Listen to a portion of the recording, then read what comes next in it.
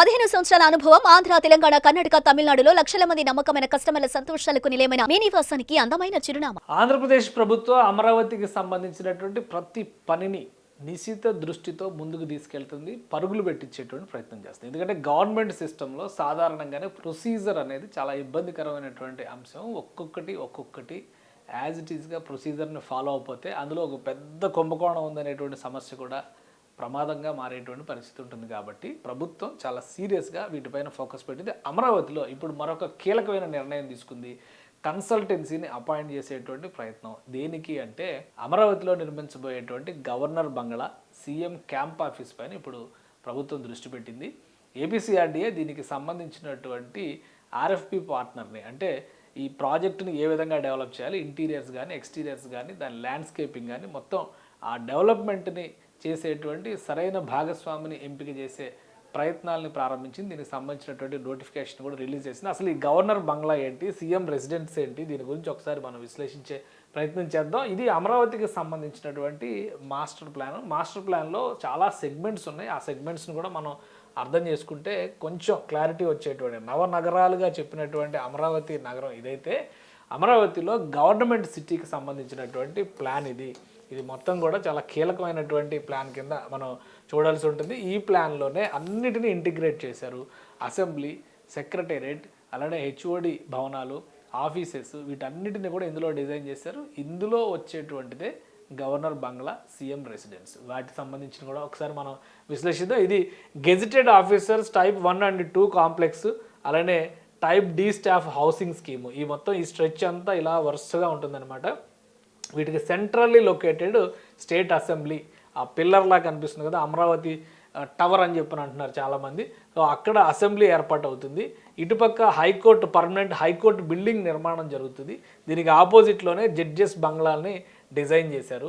అలానే ఇంకొంచెం ముందరకి వెళ్తే మినిస్టర్స్ బంగ్లాలు డిజైన్ అయినాయి. దానికి ఆపోజిట్లో IAS, IPS, all India service ఆఫీసర్స్కి సంబంధించినటువంటి భవనాలు రెడీ అవుతాయి.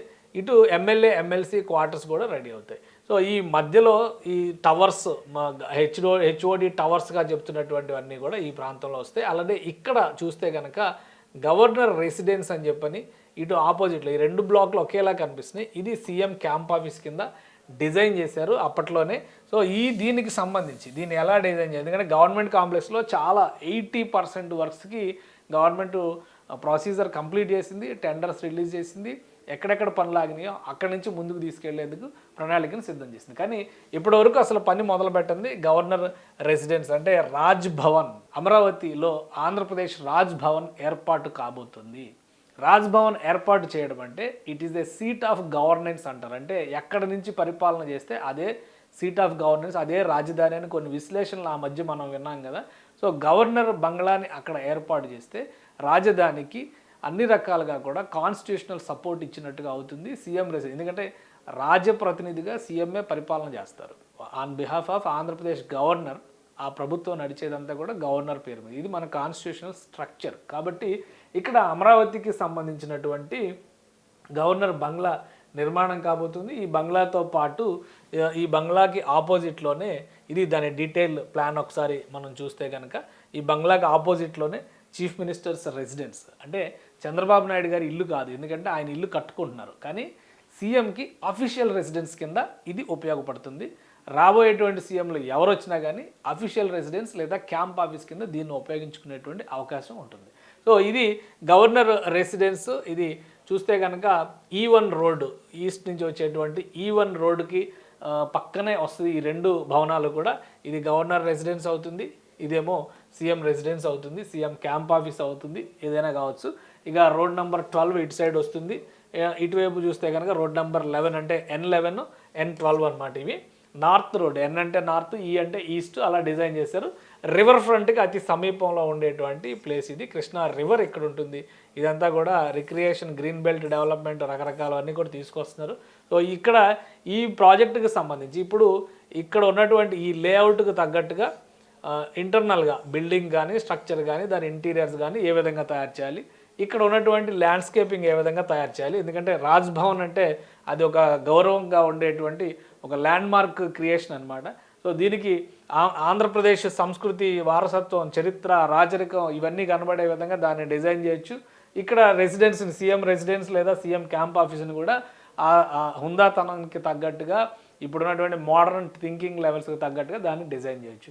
సో దీనికి ఒక ప్రాపర్ పార్ట్నర్ని అన్వేషించేటువంటి పనిని ఏపీసీఆర్డీఏ ప్రారంభించింది. దీనికి సంబంధించినటువంటి ఆర్ఎఫ్పి పార్ట్నర్ కోసం నోటిఫికేషన్స్ రిలీజ్ చేస్తుంది.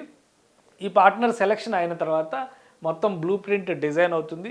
ఎంత కట్టాలి, ఏ స్థాయిలో, అంటే రెసిడెన్షియల్ ఏరియాలో ఎన్ని square feet availability space create చేయాలి, ఎన్ని అంతస్తుల్లో కట్టాలి, ల్యాండ్స్కేపింగ్ ఎలా చేయాలి, ఇంటీరియర్స్ ఎలా డిజైన్ చేయాలి, ఇవన్నీ కూడా. ఎందుకంటే ఇవి పూర్తిగా ప్రాథమిక దశలో ఉన్నాయి. కేవలం మాస్టర్ ప్లాన్లో జరిగినటువంటి అలాట్మెంట్ మాత్రమే. దీనికి సంబంధించినటువంటి వర్క్స్ 2017-18 సమయంలో కూడా ప్రారంభించలేదు. 2019 నుంచి ఏ విధంగా అటకెక్కిందో మనం చూసాం.